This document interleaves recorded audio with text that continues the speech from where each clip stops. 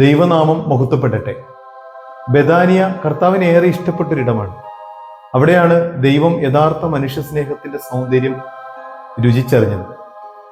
അവിടെ കർത്താവിന് പ്രിയപ്പെട്ട മാർത്തയും മറിയയും ലാസറും ഒക്കെയുണ്ട്. ലാസറിനെ ഉയർപ്പിച്ച സംഭവം നമ്മളോട് പറയുക, ദൈവത്തോടൊപ്പമായിരിക്കുന്ന മനുഷ്യർക്ക് ഈ ലോകപ്രകാരമുള്ള കഷ്ടങ്ങളും നഷ്ടങ്ങളും എല്ലാം നിസ്സാരമാണെന്ന് തന്നെയാണ്.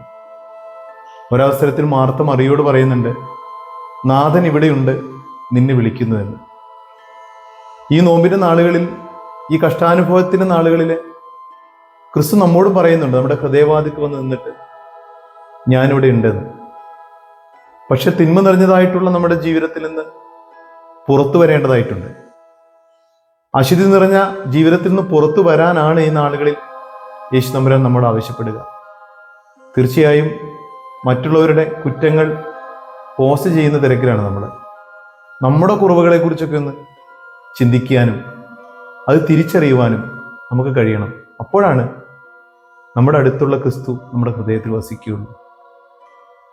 ആമേൻ.